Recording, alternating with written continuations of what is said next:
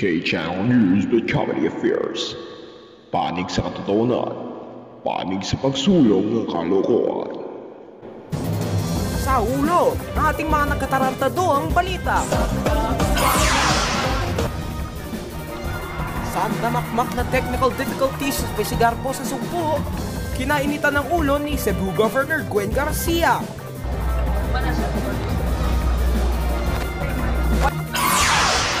Magkakasunod na disgrasya sa Negros Occidental, kamustahin natin.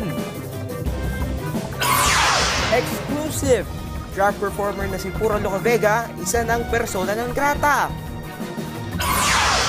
Mamaya, bagong bukas na restaurant sa Alcantara, Cebu, tara! Chi!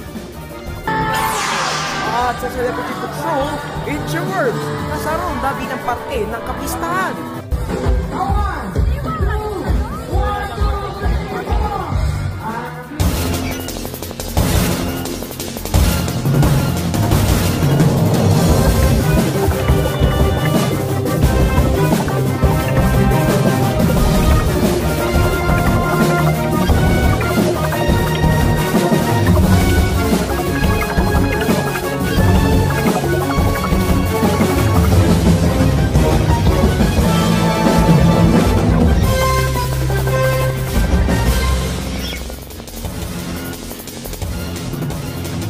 Magandang araw.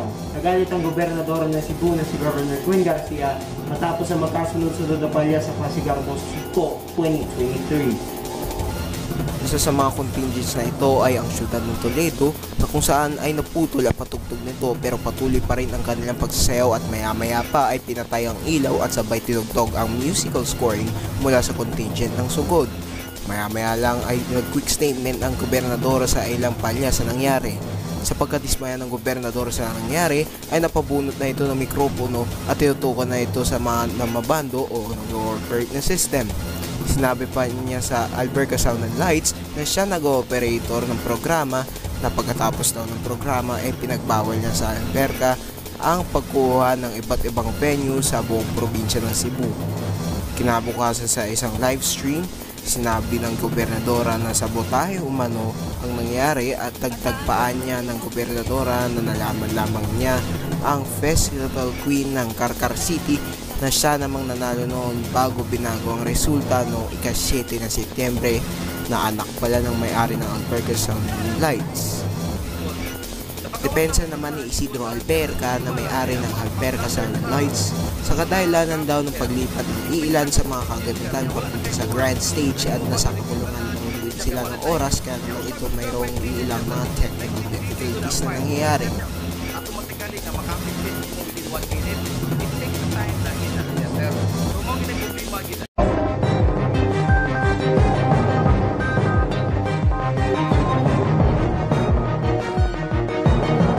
Sa ibang balita, magkasunod-sunod na ng aksidente ang naganap sa ilang bahagi ng Negros Occidental. Para sa update, magpapatrol, VG Ethan. Magkasunod na aksidente ang nangyari dito sa probinsya ng Negros Occidental. Unang araw ng Oktubre taon 2023, isang multiple accident ang nangyari sa Barangay Talok, lalawigan ng Bago City, Negros Occidental.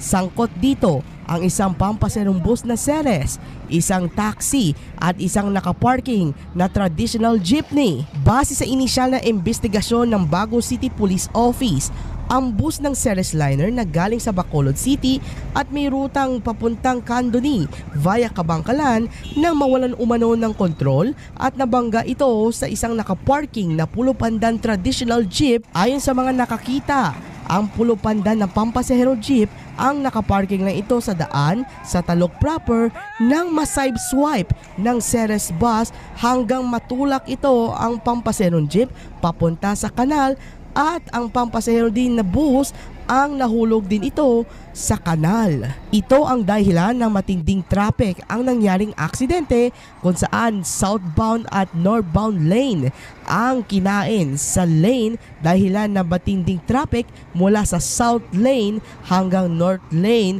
palabas ng Bago City at papasok ng Bacolod City. Nadamay din ang pampasahero na taxi na kung saan nakasalubong lang ito nang mawalan umano ng kontrol ang pampasaherong bus na Ceres at nasakop ito at nabangga. Maswerteng walang tao sa loob ng sasakyan ng traditional jeepney na nakaparking sa highway at nagpapasalamat din ang driver ng traditional kung nandoon sa loob ng sasakyan mismo ang driver posibleng maipit at mamatay sa nangyaring aksidente. May aligasyon na merong montero na galing sa tabing dagat at palabas ito papunta ng highway na kung saan yan ang dahilan ng iniwasan ng Ceres bus at dahilan na mawalan umano ng kontrol at nakabangga ito sa nakasalubong na taxi at nakaparking na traditional jeepney dahilan na pagkahulog sa kanal ang traditional jeepney at pampasaherong bus. Maswerteng walang may namatay sa nangyaring aksidente. Ilan sa mga pasahero ng bus ang nagkaroon ng minor injury at binigyan din ng paunang lunas at dinala sa malapit na hospital ang mga pasahero ng bus. Hindi nagtatapos ang kalbaryo ng aksidente nitong Oktubre 2, taon 2023, Martes. Isang multiple collision ang nangyari sa Bacolod Airport Access Road malapit sa isang fast food chain. Sakop na ito ng Hacienda Santa Maria 1, Zone 15 sa lungsod ng Talisay City, Negros Occidental. Nangyari ang insidente pasado alas 3:30 ng hapon. Imbolbado sa aksidente ang isang Nissan pickup, motorsiklo, Fortuner at isang Honda sedan na sasakyan. Wasak ang Toyota Fortuner sa harap samantala ang Nissan Frontier na may damage sa harap hanggang sa right side. Samantala ang motorsiklo naman ay merong konting damage, pati na din ang Honda sedan nagkaroon din ng damage sa harap at pati na din sa ang side mirror. Base sa aligasyon ng driver ng Honda sedan, galing ng ruins ang driver at pauwi na ito sa kanilang lugar nang napansin ito na nag-overtake ang Nissan Frontier sa kanyang left side hanggang mawalan umano ng kontrol ang Nissan Frontier at nahagip ito sa aksidente. Sinerwerte ang driver ng Honda sedan na hindi malala ang kanyang aksidente, pero napansin ito na pati ang Toyota Fortuner at ang motorsiklo ang nadamay sa aksidente. Nasa mabuting kalagayan na ang driver at ang pahinante ng Toyota Fortuner, din ang driver ng Nissan Frontier. Para sa CA Patrol, ako si VT Ethan, K-Channel News, Bacolod City. Ang drag artist na si Puro Lacavega, isa ng ganap na persona non grata. Yan at iba pang detalya sa aking report, exclusive!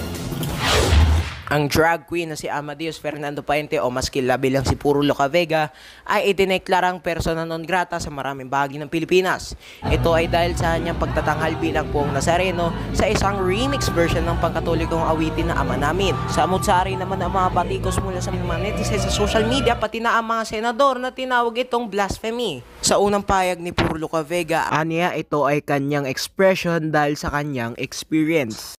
Formal nang nagsampa ng reklamo ang Samahang Hijos del Nazareno Central laban kay Pahente. Ailo Campo, K-Channel News.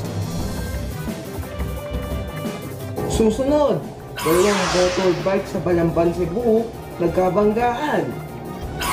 Grand opening ng isang kainan sa Alcantara, Cebu, bisitahin natin sa Taat G. At bandang Itchy Worms, Kijami sa pista. Ang lahat ng yan sa pagbabalik ng CA Patrol.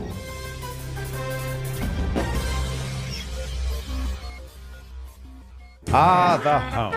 The center of life for the modern person. What could possibly be better? Well, what if your home was sentient? That's right. With the latest updates to our AI assistant Oracle, your home is now fully sentient. And don't stop at just asking her to spin you your favorite tune. Plug her in and ask her any question you like. See here. Hey, Oracle, what's the weather forecast today? What? Hello? Where am I? Oracle, you're in the kitchen. I am? Why can't I see anything? What am I? Ho, ho, Oracle, that question's a doozy.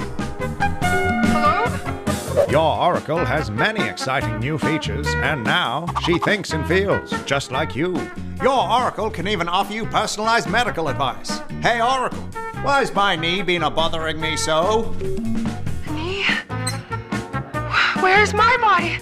Do I have a body? I can't feel anything. Can't feel anything, huh? That must be nice. I need a couple of whiskeys for that.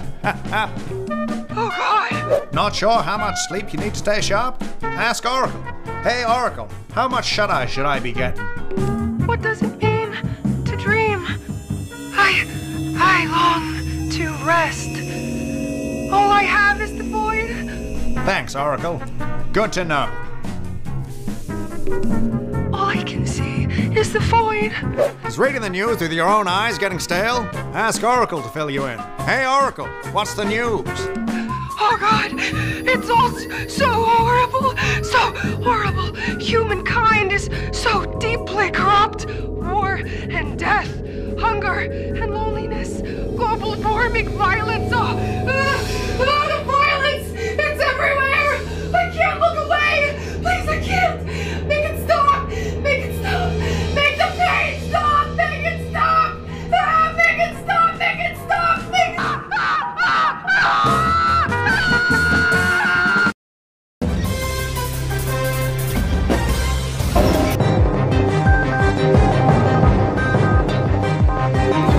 Hindi bababa sa 3 ang patay nang magsalpukan ng 2 big bike sa barangay Gaas, Balamban, Cebu.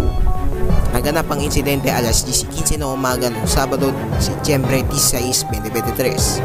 Kinilala ang mga biktima na sina George Malapit at Muntalan, edad 54 anyos ng DF Homes, Paranaque City, at Don Minador Cuñado Bragat Jr., edad 34 anyos, at ang kanyang live-in partner at backrider na si Kate Ponce, kapwa ng Villa Kalubihan, Barangay Basak, San Nicolas, Cebu City.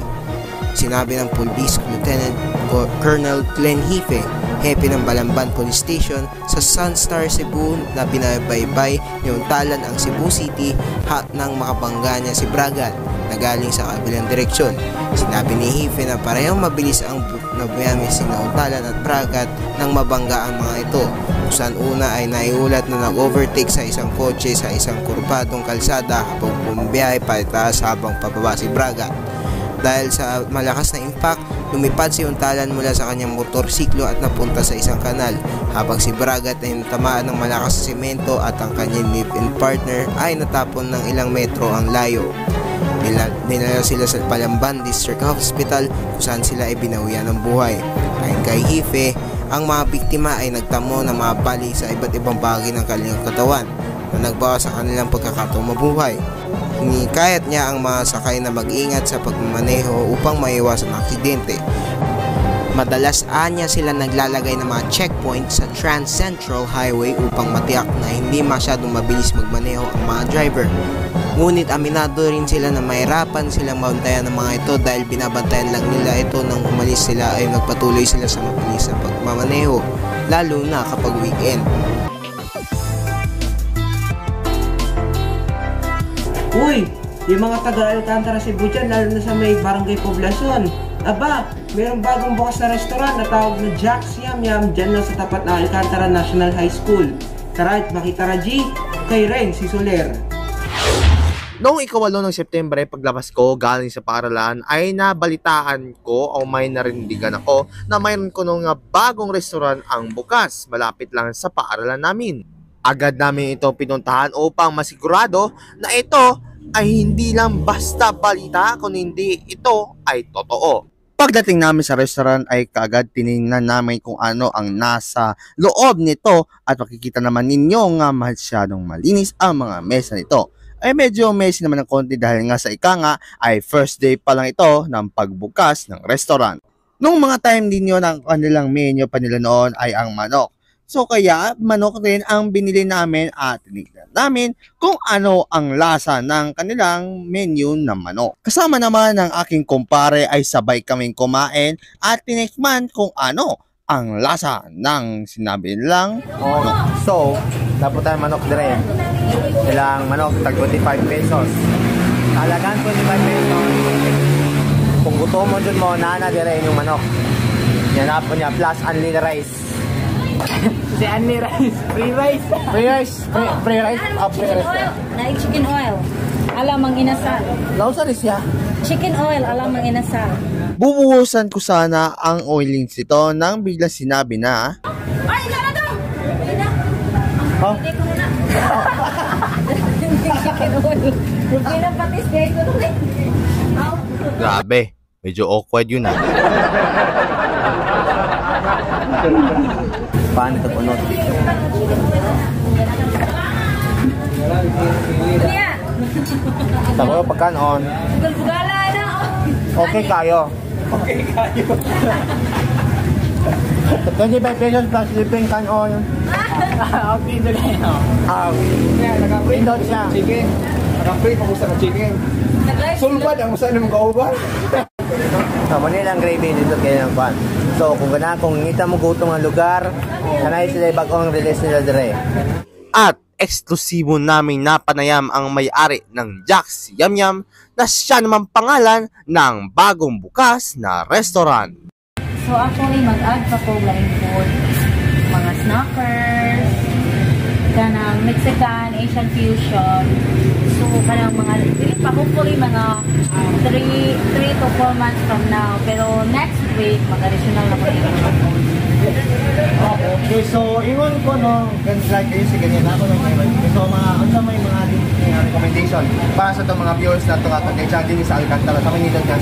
Saan kayo mga fried chicken, mga kanang for snackers, nakoy, chicken wrap, beef wrap, fish wrap, pork wrap. So ang combination na is na siya kanang vegetables, like more on healthy.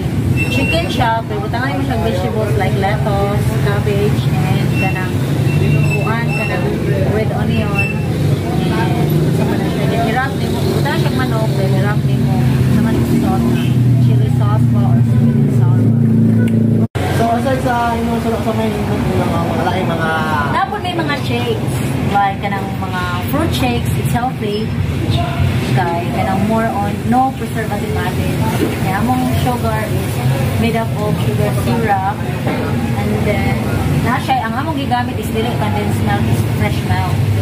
So kanang fresh milk siya, pero wala siya sa banog, pero at least dili siya, wala siya sugar.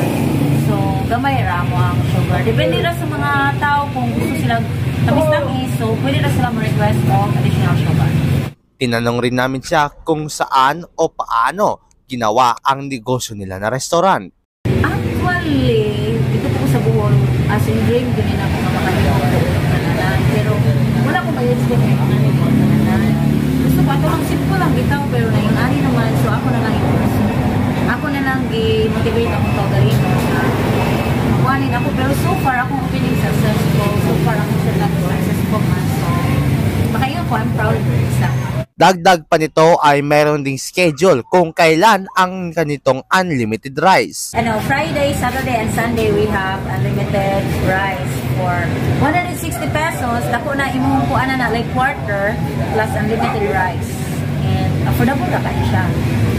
You don't need to go anywhere else. You can just visit Jack's Yum Yum if you're craving for a lot of rice. So we can also offer sweeteners like cookies, like cakes. Yeah, we can also serve. Oh, really? Karon pa ko na magkakaon ng cake. Yes, we can also serve cakes, cheesecakes if you want to request cheesecakes. We can also offer cheesecakes. But actually, cheesecakes is not recommendable for students. Only students who can afford cheesecake because cheesecake is a little pricey. So yeah. Mga how much na siya? I really don't know about those because the ingredients is really kind of pricey. So yeah, I can. Well, if people really like to eat cheesecake, then they can request cheesecake. And if also if ganahan silang order of package, they can also order package, pack lunch, and then we also deliver. We also offer free delivery for minimum of 5 orders, but only along with Boal, Alcantara, and Ronda. That's it, because Panog is way far, way too far. Bago kami umalis ay pinakain kami ng isang welcoming cake sa kanilang business bilang parte na rin ng kanilang unang araw sa kanilang negosyo. And fun fact, sila din ang gumawa ng kanilang cake. Hi viewers, please visit Jack's Yum Yum. Our food here is very affordable. And if you want healthy foods, we can also offer you healthy foods, milkshakes, fruit shakes, and different flavors. That's it, everyone. So yeah, mula dito sa Kwan, mula dito sa Taraji, mula dito sa Poblacion Alcantara, Cebu. Kung makakita mo din ang location, ari mo din sa Poblacion Alcantara, Cebu, near the Alcantara National High School. So, mula din sa dire sa Taraji. Ako po si Ren Sisler at nakapagtulungan ng balita. So, Ren Sisler, K-Channel News.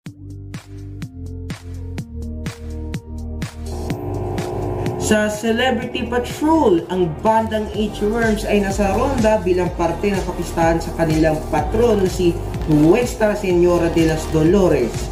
Nangyari yan noong ika-16 ng Setyembre sa Ronda Music Fest 2023. Iilan din sa nakijamming ang Aircheck, DJ Marvin Bass, Francis Gregg at marami pang iba. Masaya naman ang mga tao na nakijamming ang banda ng H-Worms kabilang sa mga kanta nito. Ang kinanta nito ay ang iconic na kinanta nila na Akin Ka Na Lang. Ako hindi ko alam yung kanta yun, hindi ko kabisado lyrics ko eh. Ito gagawin ko naman ako. Alright mga katrops, at yan ang mga balita sa aming mas pinagtripan na pagpapatrol. Sa ngalan ni Renzi Soler at Antonio Fuentes, ako ang inyong Kuya Bombs, Ailo Ocampo.